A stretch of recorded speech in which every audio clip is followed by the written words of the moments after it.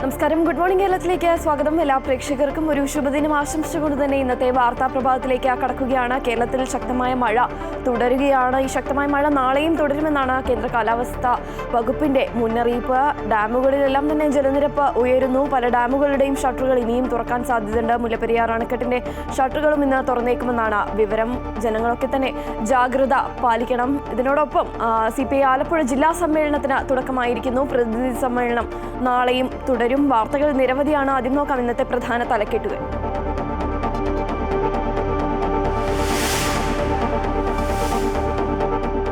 സംസ്ഥാനത്ത് അതിശക്തമായ മഴയ്ക്ക് സാധ്യത. കോട്ടയം, പത്തനംതിട്ട, ഇടുക്കി, മലപ്പുറം, വയനാട് ജില്ലകളിൽ ഓറഞ്ച് അലേർട്ട്.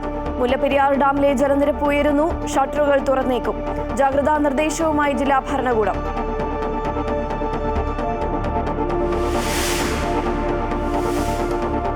ഇടുക്കി ചിന്നക്കനാലിൽ കയ്യേറ്റങ്ങൾക്കെതിരെ കർശന നടപടിയുമായി റവന്യൂ വകുപ്പ്. ഒറ്റ ദിവസം റവന്യൂ വകുപ്പ് ഒഴിപ്പിച്ചത് CPM നേതാവിന്റേതുൾപ്പെടെ 12 കയ്യേറ്റങ്ങൾ. 1.5 പതിറ്റാണ്ടിനു ശേഷം ഒഴിപ്പിച്ചത് മൂന്നാർ ദൗത്യകാലത്ത് കണ്ടെത്തിയ കയ്യേറ്റങ്ങൾ.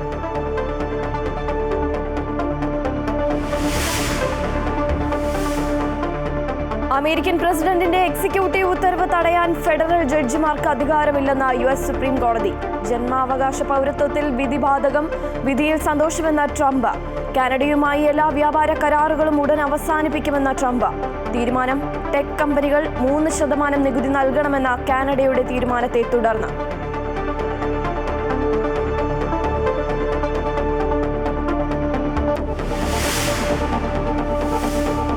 ആലപ്പുഴ CPI ജില്ലാ സമ്മേളനത്തിന് ഭരണിക്കാവിൽ തുടക്കം. സംഘടനാ റിപ്പോർട്ടിൽ ചർച്ച. TJ ആഞ്ചലോസ് ജില്ലാ സെക്രട്ടറി സ്ഥാനം ഒഴിഞ്ഞേക്കും.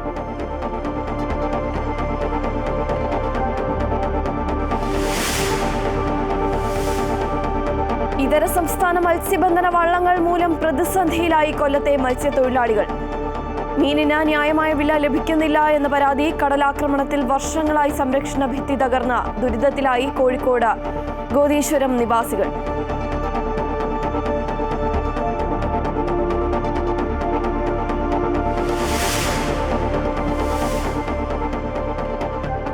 ക്ലബ് ലോകകപ്പ് പ്രീ ക്വാർട്ടർ മത്സരങ്ങൾക്ക് ഇന്ന് തുടക്കം. ബോട്ടോഫോഗോ പാൽമിറാസിനെയും ചെൽസി ബെൻഫിക്കയെയും നേരിടും.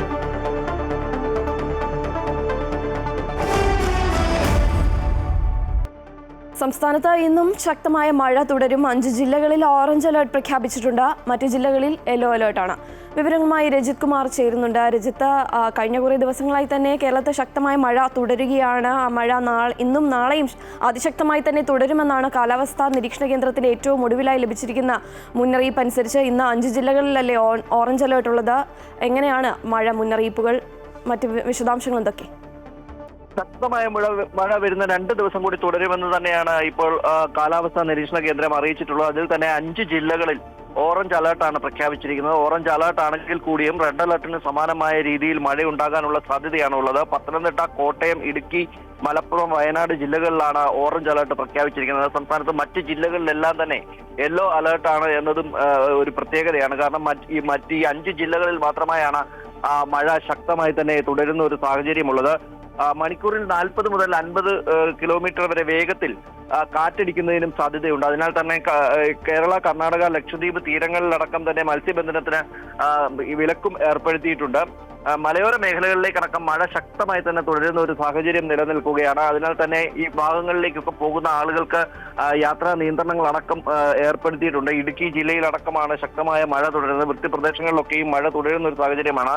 അതിനാൽ തന്നെ ഈ പ്രദേശങ്ങളിലൊക്കെ യാത്ര ചെയ്യുന്ന ആളുകൾ സുരക്ഷാ മാനദണ്ഡങ്ങൾ പാലിക്കണം എന്നും ജാഗ്രതാ നിർദ്ദേശങ്ങൾ പാലിക്കണമെന്നും ജില്ലാ ഭരണകൂടങ്ങൾ അടക്കം അറിയിച്ചിട്ടുണ്ട്. നിലവിൽ കനത്ത ജാഗ്രതാ നിർദ്ദേശമാണ് ഈ 5 ജില്ലകളിലും ഒപ്പം തന്നെ സംസ്ഥാനത്തും പ്രഖ്യാപിച്ചിട്ടുള്ളത്. തീരപ്രദേശങ്ങളിലാണ് ഏറ്റവും കൂടുതൽ ജാഗ്രതാ നിർദ്ദേശമുള്ളത്. ശക്തമായ കാറ്റിന് സാധ്യതയുള്ള വലിയ തിരമാലകളും അതുപോലെ തന്നെ കടലാക്രമണം ഉണ്ടാകാനുള്ള സാധ്യതകളും കണക്കിലെടുത്തുകൊണ്ട് ഈ തീരപ്രദേശങ്ങളിലും ജാഗ്രതാ നിർദ്ദേശം നൽകിയിട്ടുണ്ട്.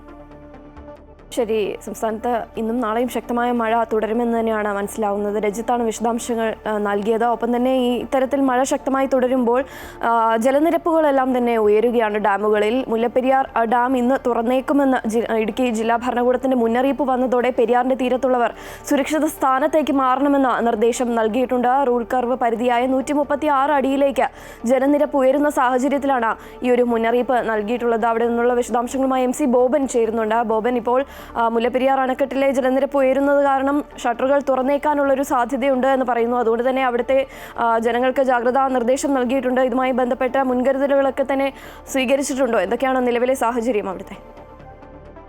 ശ്രീകാർത്തിക, മുല്ലപ്പെരിയാർ അണക്കെട്ടിലെ ജലനിരപ്പ് ഇപ്പോൾ 135.6 അടിയായി ഉയർന്നിട്ടുണ്ട്. 136 അടിയിലെത്തിയാൽ അണക്കെട്ട് തുറക്കും എന്ന മുന്നറിയിപ്പ് തമിഴ്നാട് ഇന്നലെ കേരളത്തിന് നൽകിയിരുന്നു. ഇന്നലെ ജലനിരപ്പ് 134.6 അടിയായിരുന്നു. ജലനിരപ്പ് 142 അടി വരെയാണ് മുല്ലപ്പെരിയാർ അണക്കെട്ടിൽ വെള്ളം തമിഴ്നാട്ടിൽ സംഭരിക്കാവുന്നത്. എന്നാൽ റൂൾ കർവ് അനുസരിച്ച് ഈ മാസം 30-ാം തീയതി വരെ അണക്കെട്ടിൽ സംഭരിക്കാവുന്ന പരമാവധി വെള്ളത്തിന്റെ അളവ് 136 അടിയാണ്. അതുകൊണ്ട് തന്നെയാണ് ഇപ്പോൾ മഴ ശക്തമായി തുടരുന്ന സാഹചര്യത്തിൽ ഒരുപക്ഷെ അണക്കെട്ട് തുറന്നേക്കാം എന്ന മുന്നറിയിപ്പ് തമിഴ്നാട് കേരളത്തിന് നൽകിയത്. എന്നാൽ കൂടുതൽ വെള്ളം ഇപ്പോൾ തമിഴ്നാട് അണക്കെട്ടിൽ നിന്ന് കൊണ്ടുപോയി തുടങ്ങിയിട്ടുണ്ട്. 2036 ഖരയടി വെള്ളമാണ് ഒരു സെക്കൻഡിൽ തമിഴ്നാട് ഇപ്പോൾ കൊണ്ടുപോകുന്നത്. അണക്കെട്ടിലേക്ക് 3786 ഖരയടി വെള്ളം ഒഴുകിയെത്തുന്നുമുണ്ട്. ഇനി ഒരുപക്ഷെ മഴ ശക്തമായി തുടരുന്ന ഒരു സാഹചര്യത്തിൽ കൂടുതൽ വെള്ളം തമിഴ്നാട് കൊണ്ടുപോകാനുള്ള സാധ്യതയാണുള്ളത്. ജലനിരപ്പ് പരമാവധി 142 അടിയിലേക്ക് ഉയർത്തുക എന്ന തന്ത്രമാണ് തമിഴ്നാട് ഇതിനു മുമ്പും സ്വീകരിച്ചിട്ടുള്ളത്. 2022-ലാണ് ഇതിനു മുമ്പ് അണക്കെട്ട് തുറന്ന് വെള്ളം പെരിയാറ്റിലേക്ക് ഒഴുക്കിയിട്ടുള്ളത്. എന്തായാലും പെരിയാറ്റിൽ കാര്യമായി ജലനിരപ്പ് ഉയർന്നിട്ടില്ല എന്നതിനാൽ തന്നെ അണക്കെട്ട് തുറന്നാലും ആശങ്കപ്പെടേണ്ട സാഹചര്യമില്ലെന്നാണ് ജില്ലാ ഭരണകൂടം വിലയിരുത്തുന്നത്. എങ്കിൽ പോലും കൂടുതൽ ഏതെങ്കിലും മേഖലയിലേക്ക് വെള്ളം കയറുന്ന സാഹചര്യം ഉണ്ടായാൽ അവിടെ നിന്ന് ആളുകളെ മാറ്റിപ്പാർപ്പിക്കാനുള്ള മുൻകരുതൽ നടപടികളും ഇപ്പോൾ ജില്ലാ ഭരണകൂടം സ്വീകരിച്ചിട്ടുണ്ട്. ഉപ്പുതറ, അയ്യപ്പൻ കോവിൽ, വണ്ടിപ്പെരിയാർ തുടങ്ങിയ മേഖലകളിൽ ആളുകൾക്ക് ജാഗ്രതാ നിർദ്ദേശം നൽകിയിട്ടുണ്ട്. എന്തായാലും ഇപ്പോൾ മഴയുടെ ശക്തി കുറഞ്ഞിട്ടുണ്ട്. കഴിഞ്ഞ ദിവസത്തെ അപേക്ഷിച്ച് മഴ പെയ്യുന്നുണ്ടെങ്കിലും മഴയുടെ ശക്തി കുറവാണ്. അതുകൊണ്ട് തന്നെ ജലനിരപ്പ് 136 അടിയിലേക്ക് എത്താൻ സാധ്യതയില്ലെന്നാണ് ഇടുക്കി ജില്ലാ ഭരണകൂടം വിലയിരുത്തുന്നത്. എന്തെങ്കിലും കാരണവശാൽ അണക്കെട്ട് തുറന്നാൽ അതിന് ആവശ്യമായ മുൻകരുതൽ നടപടികളും സ്വീകരിച്ചിട്ടുണ്ട്. ശ്രീകാർത്തിക. ശരി ബോബൻ, ഏതായാലും ആശങ്കപ്പെടേണ്ട ഒരു സാഹചര്യമില്ല. ജനങ്ങൾ മുൻകരുതൽ നടപടികളൊക്കെ തന്നെ കൃത്യമായി പാലിക്കേണ്ടതുണ്ട് എന്ന് തന്നെയാണ് ഇപ്പോൾ നിർദ്ദേശം ലഭിച്ചിട്ടുള്ളത്. പെരിയാറിന്റെ തീരത്തുള്ളവർ സുരക്ഷിത സ്ഥാനത്തേക്ക് മാറണമെന്നാണ് നിർദ്ദേശം. MC ബോബനാണ് വിശദാംശങ്ങൾ നൽകിയത്. ഇനി മറ്റു ചില വാർത്തകൾ കൂടി നോക്കാം. കാനഡയുമായുള്ള എല്ലാ വ്യാപാര കരാറുകളും അവസാനിപ്പിക്കാൻ ഒരുങ്ങുകയാണ് അമേരിക്കൻ ഭരണകൂടം. എല്ലാ ചർച്ചകളും ഉടൻ റദ്ദാക്കുമെന്ന് പ്രസിഡന്റ് ട്രംപ് വ്യക്തമാക്കി. നേരത്തെ ടെക് കമ്പനികൾ 3% ഡിജിറ്റൽ സർവീസ് നികുതി നൽകണമെന്ന് കാനഡ തീരുമാനമെടുത്തിരുന്നു.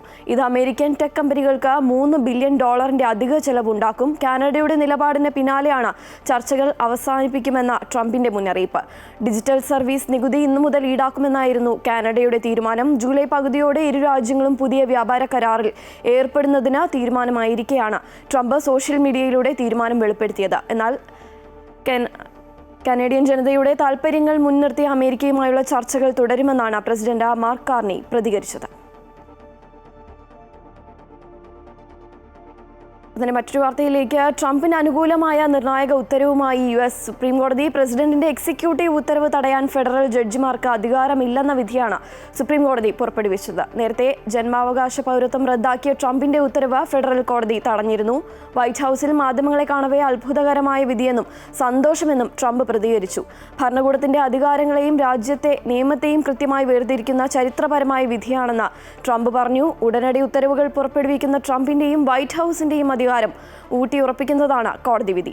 ഫെഡറൽ കോടതികൾ എക്സിക്യൂട്ടീവ് സംവിധാനത്തിന്റെ മേൽനോട്ടം വഹിക്കുന്നില്ലെന്നും മറിച്ച് കോൺഗ്രസ് നൽകിയ അധികാരത്തിന് അനുസൃതമായി അവ കേസുകളും വിവാദങ്ങളും പരിഹരിക്കുക മാത്രമാണ് ചെയ്യുന്നതെന്നും വിധി പുറപ്പെടുവിച്ച ജസ്റ്റിസ് ആമി കോണി ബാരറ്റ് പറഞ്ഞു. വിധിയുടെ പശ്ചാത്തലത്തിൽ അനധികൃത കുടിയേറ്റക്കാരെ രാജ്യത്ത് നിന്നും പുറത്താക്കുന്നതിനുള്ള നടപടികൾക്ക് ആക്കം കൂട്ടുകയാണ് പ്രസിഡന്റ് ഡൊണാൾഡ് ട്രംപ്. ഇനി കേരളത്തിലെ ചില വാർത്തകൾ കൂടി നോക്കുകയാണെങ്കിൽ ഇടുക്കി ചിന്നക്കനാലിൽ കയ്യേറ്റങ്ങൾക്കെതിരെ കർശന നടപടിയുമായി റവന്യൂ വകുപ്പ് രംഗത്തെത്തുകയാണ്. ഒറ്റ ദിവസം റവന്യൂ വകുപ്പ് ഒഴിപ്പിച്ചത് CPM നേതാവിൻ്റേത് ഉൾപ്പെടെ 12 കയ്യേറ്റങ്ങളാണ്. മൂന്നാർ ദൗത്യകാലത്ത് കണ്ടെത്തിയ കയ്യേറ്റങ്ങളാണ് 1.5 പതിറ്റാണ്ടിന് ശേഷം ഇപ്പോൾ ഒഴിപ്പിച്ചിരിക്കുന്നത്. ഒരു ഇടവേളയ്ക്ക് ശേഷമാണ് ഇടുക്കി ചിന്നക്കനാലിലെ അടക്കം കയ്യേറ്റങ്ങൾക്കെതിരെ ശക്തമായ നടപടിയുമായി റവന്യൂ വകുപ്പ് രംഗത്തെത്തിയിരിക്കുന്നത്. വൻകിട കയ്യേറ്റങ്ങൾ മുഖം നോക്കാതെ ഒഴിപ്പിക്കുമെന്ന് റവന്യൂ മന്ത്രി കെ രാജൻ ഇടുക്കിയിലെത്തിയപ്പോൾ പ്രഖ്യാപിച്ചിരുന്നു. ഇതിന് പിന്നാലെയാണ് കയ്യേറ്റങ്ങൾക്കെതിരെ റവന്യൂ വകുപ്പ് നടപടി കടുപ്പിച്ചത്. ഒറ്റ ദിവസം കൊണ്ട് ചിന്നക്കനാൽ വില്ലേജിൽ ഒഴിപ്പിച്ച് ഏറ്റെടുത്തത് 12 ഏക്കർ 43 സെന്റ് സ്ഥലമാണ്. വിലക്ക് 70 ഏക്കർ റോഡിന് സമീപം സർവേ നമ്പർ 524 മുതൽ 529 വരെയുള്ള 2 ഏക്കർ 88 സെന്റ് ഭൂമി 2000-ൽ വ്യാജ പ്രമാണങ്ങൾ ചമച്ച 7 പേർ കൈവശപ്പെടുത്തിയെന്നാണ് റവന്യൂ അധികൃതർ പറയുന്നത്. മൂന്നാർ ദൌത്യകാലത്ത് ഈ ഭൂമിയിലെ കയ്യേറ്റം കണ്ടെത്തിയിരുന്നു. എന്നാൽ കൈവശക്കാർ ഹൈക്കോടതിയെ സമീപിച്ചതിനാൽ ഒഴിപ്പിക്കൽ നടപടികൾ വൈകി. കയ്യേറ്റക്കാർക്കെതിരായി കോടതിയുടെ അന്തിമ വിധി വന്നതോടെയാണ് ഭൂമി ഏറ്റെടുത്തത്. ഇവിടെയുണ്ടായിരുന്ന 2 കെട്ടിടങ്ങൾ സീൽ ചെയ്തു. സർക്കാർ ഭൂമി പാവപ്പെട്ട ആളുകൾക്ക് പതിച്ചു കൊടുക്കണം എന്ന ഒരു നിലപാടാണ് സർക്കാരിനുള്ളത്. ആ സമയത്താണ് ഇത്തരത്തിലുള്ള വലിയ കയ്യേറ്റങ്ങൾ നടത്തി സർക്കാരിൻ്റെ ഭൂമി ചില വ്യക്തികൾ മാത്രം കൈവശം വയ്ക്കുന്നത്. അതാണ് അങ്ങനെയുള്ള വൻകിട കയ്യേറ്റങ്ങളെയാണ് ഒഴിപ്പിച്ചെടുക്കുന്നത്. ചിന്നക്കനാൽ സൂര്യനെല്ലി റോഡിന് സമീപം സർവേ നമ്പർ 510-ലും 517-ലും ഉൾപ്പെടുന്ന 9 ഏക്കർ 53 സെന്റ് ഭൂമിയിലെയും കയ്യേറ്റം റവന്യൂ വിഭാഗം ഒഴിപ്പിച്ചു. CPM ശാന്തൻപാറ ഏരിയ കമ്മിറ്റി അംഗം VX ആൽബിൻ കൈവശം വെച്ചിരുന്ന 2 ഏക്കർ 80 സെന്റ് ഭൂമിയും ഇതിൽ ഉൾപ്പെടുന്നു. അമൃത ന്യൂസ്, ഇടുക്കി.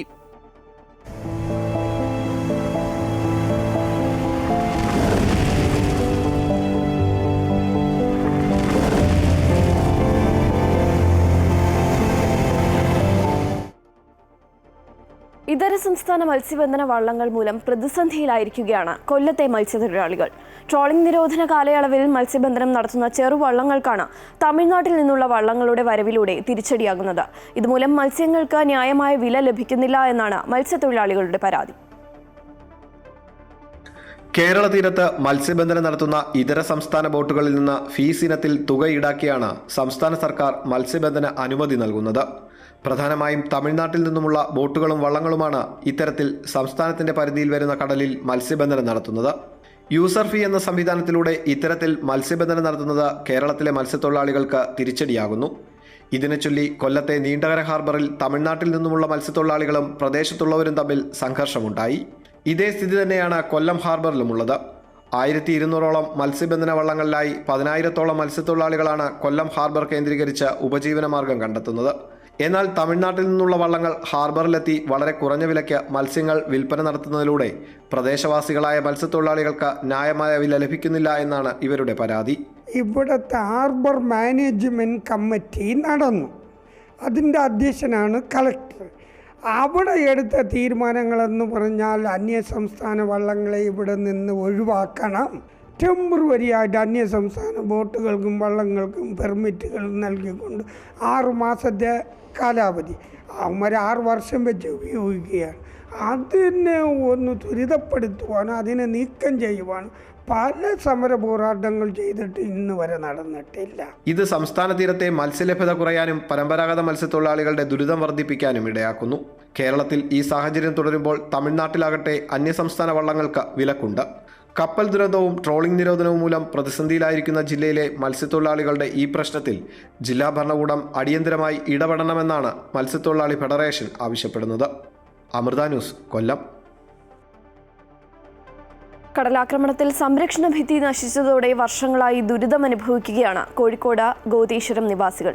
ചെറിയൊരു തിരയടിച്ചാലും വീടുകളിലേക്ക് വെള്ളം കയറുന്ന അവസ്ഥയായതിനാൽ ഭയന്നാണ് ഇവർ ജീവിക്കുന്നത്. കടൽ ഭിത്തിയുടെ പുനരുദ്ധാരണ പ്രവൃത്തിക്കായി ഫണ്ട് വകയിരുത്തിയിട്ടുണ്ടെങ്കിലും അത് വാക്കിൽ മാത്രം ഒതുങ്ങി നിൽക്കുകയാണെന്ന് നാട്ടുകാർ ആരോപിക്കുന്നു.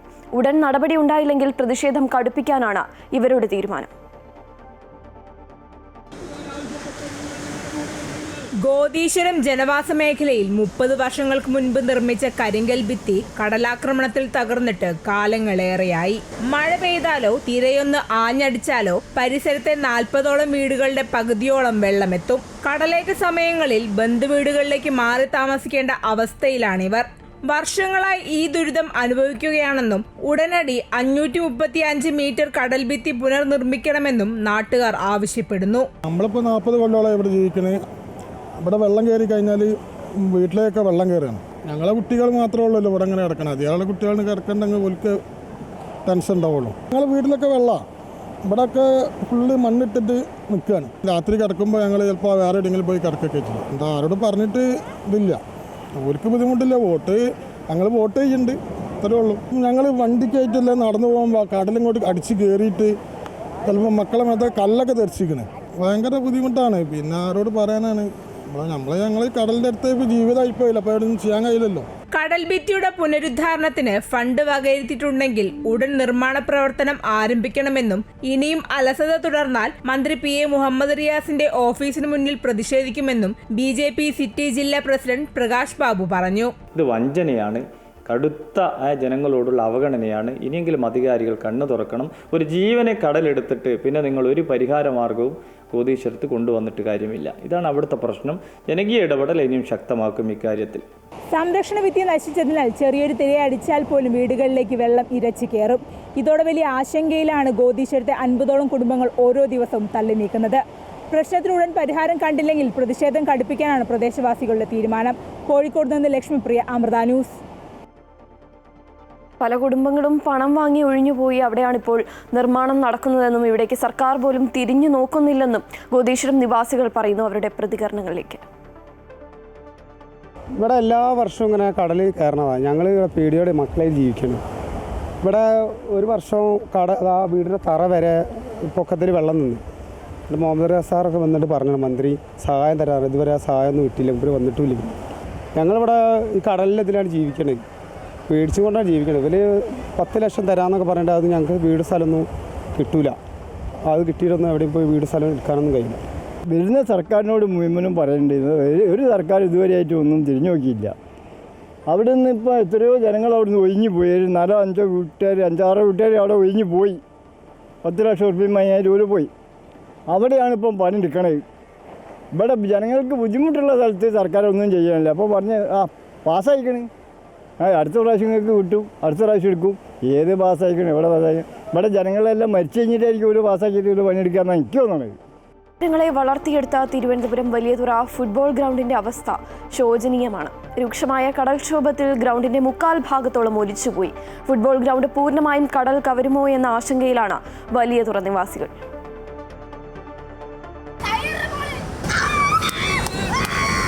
മലപ്പുറത്ത് മാത്രമല്ല, ഇങ്ങ് തലസ്ഥാന നഗരത്തും ഫുട്ബോൾ സ്നേഹികളുണ്ട്. ഒരുപാട് കായിക താരങ്ങളെ വളർത്തിയെടുത്ത കളിക്കളമാണ് വലിയതുറ ഫുട്ബോൾ ഗ്രൗണ്ട്. ഫുട്ബോൾ കളിക്കാനും മറ്റ് കായിക വിനോദങ്ങൾക്കുമൊപ്പം ഒത്തുചേരലിന്റെ വേദി കൂടിയായിരുന്നു ഈ വലിയതുറയിലെ കളിക്കളം. ഫുട്ബോൾ ഗ്രൗണ്ടിന്റെ 3/4 ഭാഗത്തോളം നിലവിൽ കടലെടുത്തു കഴിഞ്ഞു. കൂട്ടുകാർക്കൊപ്പം വൈകുന്നേരങ്ങൾ മനോഹരമാക്കിയ തങ്ങളുടെ കളിക്കളം ഇല്ലാതാകുമോ എന്ന ആശങ്കയിലാണ് കുട്ടി കായിക താരങ്ങൾ. നേരത്തെ നല്ല ഗ്രൗണ്ടായിരുന്നു, ഇപ്പൊ കടലെടുത്തപ്പോ നല്ലപോലെ കളിക്കാനൊന്നും പറ്റുന്നില്ല. നന്നായിട്ട് കളിക്കാനൊക്കെ പറ്റുമായിരുന്നു, ഇപ്പൊ ഒട്ടും പറ്റുന്നില്ല. പാടുണ്ട് നല്ലതാണ്. പണ്ട് ഇപ്പോൾ കാണുന്നതിലും ഇരട്ടിയിലധികം വലിപ്പമുണ്ടായിരുന്നു വലിയതുറയിലെ ഈ ഫുട്ബോൾ ഗ്രൗണ്ടിന്. കാലങ്ങളായുണ്ടായ കടൽക്ഷോഭത്തിൽ ഇന്ന് ഈ കാണുന്ന സ്ഥിതിയിലേക്ക് ഫുട്ബോൾ ഗ്രൗണ്ട് മാറി. അവശേഷിക്കുന്നത് കൂടി കടൽ കവരുമോ എന്ന ആശങ്കയിലാണ് വലിയതുറയിലെ നിവാസികൾ. 11 കളിക്കുന്ന ഫുട്ബോൾ ഗ്രൗണ്ടായിരുന്നു. അതായത് 2 ഫുട്ബോൾ ടീമിന് സുഖമായിട്ട് കളിച്ചുകൊണ്ടിരുന്ന ഗ്രൗണ്ടാണ്. ഇപ്പോൾ ഈ കടലാക്രമണം കാരണം ഇപ്പോൾ വന്ന് 3 പേർക്ക് കളിക്കാൻ പറ്റാത്ത അവസ്ഥയായി. ഈ ഗ്രൗണ്ടിൽ മുമ്പൊക്കെ ഫുട്ബോൾ കളി വൈകുന്നേരവും ടിക്കറ്റ് വെച്ച് നമ്മുടെ കോർപ്പറേഷൻ്റെ ഇതിൽ നടത്തിയിട്ടുണ്ട്. അത് ഇവിടെ ക്ലബിൻ്റെ രീതിയിൽ നടത്തിയിട്ടുണ്ട്. അതിന് പുറമെ നൈറ്റ് പൊതുജനങ്ങൾക്ക് ഇവിടെ സിനിമ പ്രദർശനമൊക്കെ ഉണ്ടായിരുന്നു. ആ ഒരു കാലഘട്ടമൊക്കെ വളരെ നന്നായിരുന്നു. കടലാക്രമണം തുടങ്ങി വേലിയേറ്റം ശക്തമായതോടെ നമ്മുടെ തീരപ്രദേശം മൊത്തത്തിൽ പോയി. ഇഷ്ടം പോലെ പിള്ളേർ വരും അങ്ങ് അതോടെ ആ തിരയടിക്കുന്ന അവിടം വരെ ഉണ്ടായിരുന്ന ഗ്രൗണ്ട് എല്ലാം പോയി. കളിച്ചു. വലിയ ഉദ്യോഗത്തിലൊക്കെ ഇഷ്ടം പോലെ പേര്, ഒരുപാട് പേര്. ഇതുപോലെ ഓരോ ഗ്രാമങ്ങളിലും ഓരോ കൊച്ചു നഗരങ്ങളിലും ഒരുപാട് കളിക്കളങ്ങളുണ്ട്. യുവ കായിക താരങ്ങളെ വാർത്തെടുക്കാൻ മാത്രം കെൽപ്പുള്ളവ. ഇവ സംരക്ഷിക്കപ്പെടേണ്ടത് ഒരു യുവതിയുടെ കൂടി ആവശ്യമാണ്. ക്യാമറാമാൻ രാജേഷ് താവലോടിനൊപ്പം ആതിര രാധാകൃഷ്ണൻ, അമൃത ന്യൂസ്, തിരുവനന്തപുരം. CPI ആലപ്പുഴ ജില്ലാ സമ്മേളനത്തിന് തുടക്കമായി. രാവിലെ 10-ന് മൂന്നാംകുറ്റി കാമ്പ് ഓഡിറ്റോറിയത്തിൽ പ്രതിനിധി സമ്മേളനം സംസ്ഥാന സെക്രട്ടറി ബിനോയ് വിശ്വം ഉദ്ഘാടനം ചെയ്യും.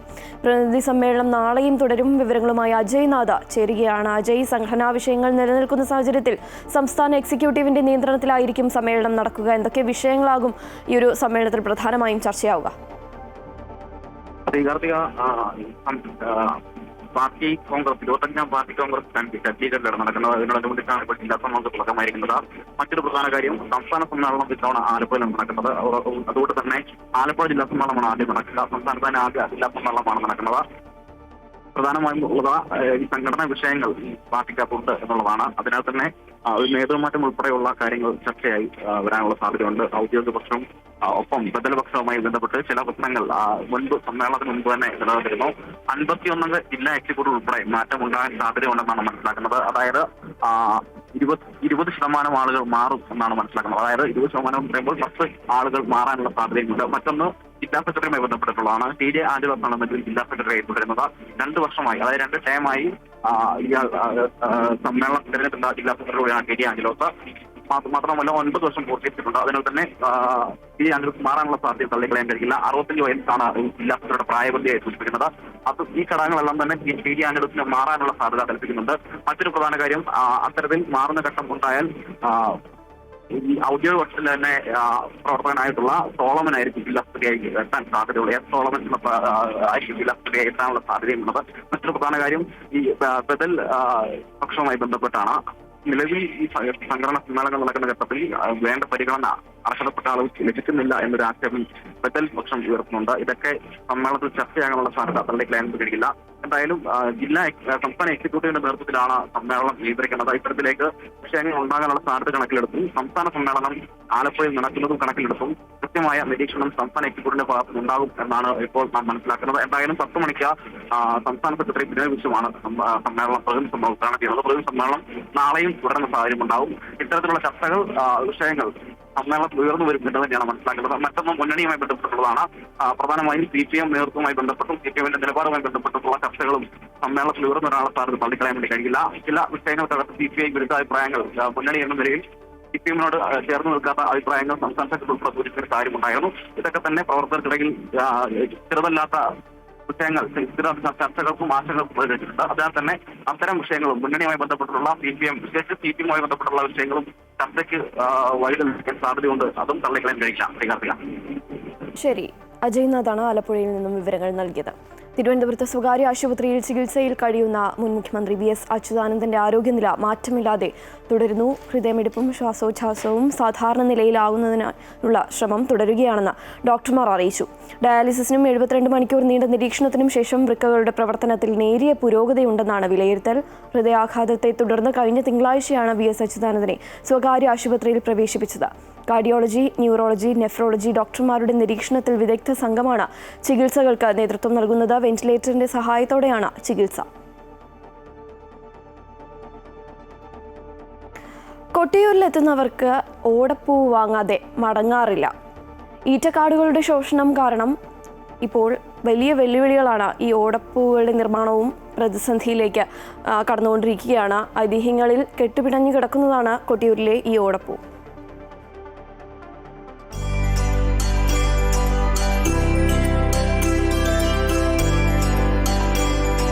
ഓടപ്പൂവുകളെക്കുറിച്ച് ധാരാളം ഐതിഹ്യങ്ങളുണ്ട്.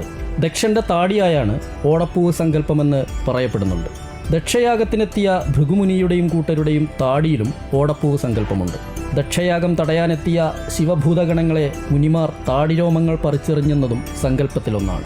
എന്തായാലും ഭക്തരെ സംബന്ധിച്ചിടത്തോളം ഓടപ്പൂവില്ലാതെ കൊട്ടിയൂരിൽ നിന്നൊരു മടക്കമില്ല. ഈറ്റ വെട്ടിയെടുത്ത് വെള്ളത്തിലിട്ടും പിന്നീട് ചതച്ചുമാണ് ഓടപ്പൂ നിർമ്മാണം. ശേഷം ചീകി മെടഞ്ഞാണ് മനോഹരമായ ഓടപ്പൂ തയ്യാറാക്കുന്നത്. കാടുകളിൽ നിന്നാണ് ഓട വെട്ടിക്കൊണ്ടുവരിക. എന്നിട്ട് വീടുകളിൽ നിന്ന് ഓരോ മുട്ടായിട്ട് മുറിച്ചിട്ട് ചതച്ചു കൊണ്ടുവരും. സാധാരണ ചെയ്യുന്നത് ഇവിടുന്ന് കടയിൽ നിന്ന്, പിന്നെ അത് മറിക്കുന്നത്. ഇത്രയാണ് ഇതിൻ്റെ പരിപാടി. എന്നാൽ ഈറ്റക്കാടുകളുടെ ശോഷണം ഓടപ്പൂവ് നിർമ്മാണത്തെയും പ്രതിസന്ധിയിലാക്കുന്നു. കൊട്ടിയൂർ വൈശാഖ മഹോത്സവ സീസണിൽ ലക്ഷക്കണക്കിന് ഓടപ്പൂവുകളാണ് വിറ്റുപോകാറുള്ളത്. വീടിൻ്റെ ഇറകളിൽ ഇടം പിടിക്കുന്ന ഓടപ്പൂവുകൾ കൊട്ടിയൂർ പെരുമാളിൻ്റെ പ്രസാദമാണ്. കൊട്ടിയൂരിൽ നിന്ന് ക്യാമറാമാൻ അമർജിത്തിനൊപ്പം എസ് വിനേഷ് കുമാർ, അമൃത ന്യൂസ്. ദക്ഷിണേന്ത്യയിലെ ഏറ്റവും വലിയ IT സമുച്ചയമായ Lulu IT twin tower Kakkanad smart സിറ്റിയിൽ മുഖ്യമന്ത്രി പിണറായി വിജയൻ ഉദ്ഘാടനം ചെയ്യും. മന്ത്രിമാരായ P രാജീവ്, GR അനിൽ തുടങ്ങിയവർ ചടങ്ങിൽ പങ്കെടുക്കും. 1500 കോടിയിലേറെ രൂപ മുതൽ മുടക്കിൽ പൂർത്തിയാക്കിയ ഇരട്ട ടവറുകളിൽ IT, AI മേഖലയിൽ ദക്ഷിണേന്ത്യയിലെ ഏറ്റവും മികച്ച അടിസ്ഥാന സൗകര്യങ്ങളാണുള്ളത്.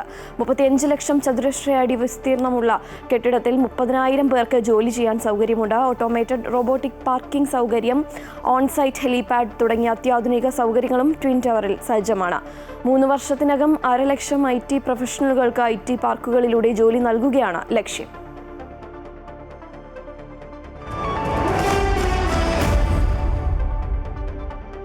വിപണി വിലയിരുത്തലുമായി ജിയോജിത് ഫിനാൻഷ്യൽ സർവീസസിലെ സീനിയർ ഇൻവെസ്റ്റ്മെന്റ് സ്ട്രാറ്റജിസ്റ്റും ജനറൽ മാനേജറുമായ കെ ദിലീപ് ചേരുകയാണ്. ശ്രീ ദിലീപ്, സ്വാഗതം. Good morning. കേരളത്തിലേക്ക് കഴിഞ്ഞ ഒരാഴ്ചത്തെ വിപണി വിലയിരുത്തൽ എങ്ങനെയാണ്?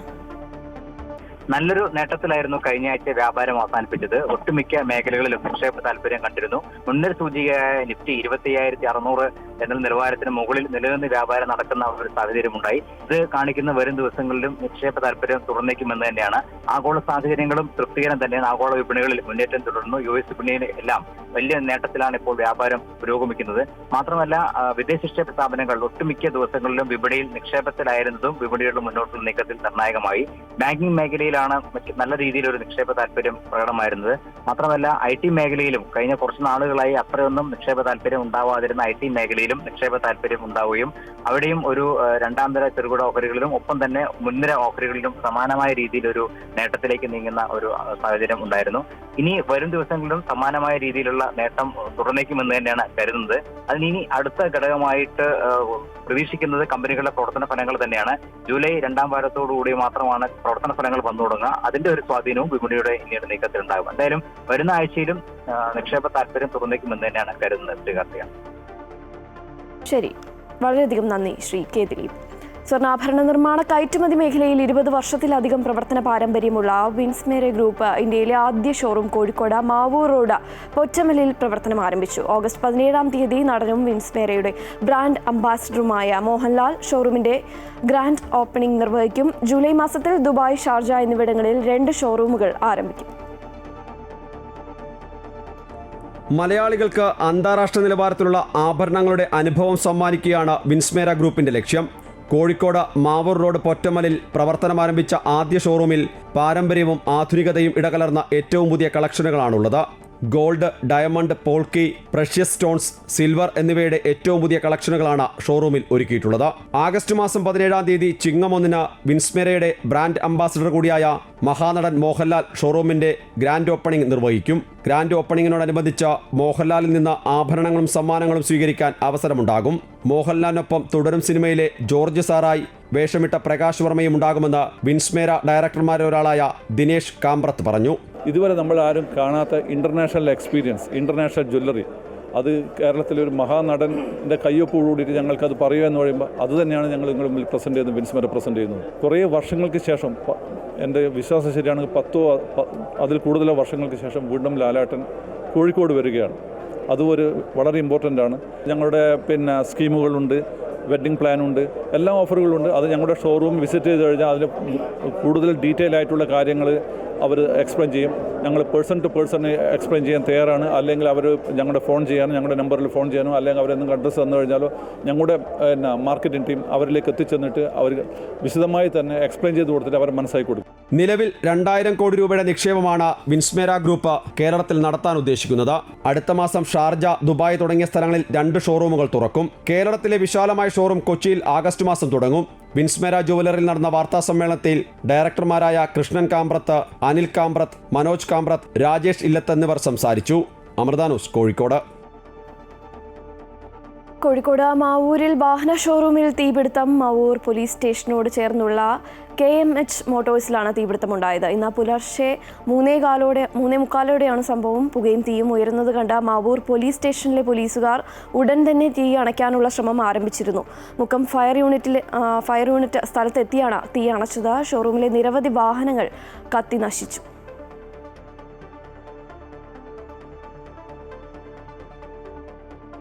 ലഹരി വിരുദ്ധ ദിനാചരണത്തിന്റെ ഭാഗമായി കോയമ്പത്തൂർ അമൃത വിശ്വവിദ്യാപീഠത്തിലെ അമൃത ഇന്റർനാഷണൽ സ്കൂൾ ഓഫ് ലോയിലെ വിദഗ്ധ പാനൽ ചർച്ച സംഘടിപ്പിച്ചു. ലഹരി വസ്തുക്കൾക്കെതിരെ ഒരുമിച്ച് എന്ന സന്ദേശവുമായി ബ്രിഡ്ജിംഗ് ദ ഗ്യാപ്പ്, നിയമം, മാനസികാരോഗ്യം, സമൂഹം എന്നീ വിഷയങ്ങളിൽ ചർച്ച സംഘടിപ്പിച്ചു. ഹൈക്കോടതി മുൻ ജഡ്ജി PG അജിത് കുമാർ മുഖ്യപ്രഭാഷണം നടത്തി. പരിപാടിയിൽ കോയമ്പത്തൂർ പെർമനന്റ് ലോ അദാലത്ത് ചെയർമാനും ജില്ലാ ജഡ്ജുമായ G നാരായണൻ, ജില്ലാ നിയമസേവന അതോറിറ്റി സെക്രട്ടറിയും സബ് ജഡ്ജുമായ K രമേശ് എന്നിവർ സംസാരിച്ചു. Advocate M Mathivanan, advocate B Stefina Rose, doctor Santhosh Gandhi തുടങ്ങിയവർ പങ്കെടുത്തു. പരിപാടിയുടെ ഭാഗമായി വിദ്യാർത്ഥികൾ ലഹരി വിരുദ്ധ പ്രതിജ്ഞ എടുത്തു. ഇന്ത്യൻ സൊസൈറ്റി ഓഫ് ക്രിമിനോളജി, ലോക്ടോപ്സ്, കോയമ്പത്തൂർ ജില്ലാ നിയമസേവന അതോറിറ്റി, അമൃത വിശ്വവിദ്യാപീഠത്തിലെ NSS യൂണിറ്റ് എന്നിവയുടെ സഹകരണത്തോടെയാണ് പരിപാടി സംഘടിപ്പിച്ചത്.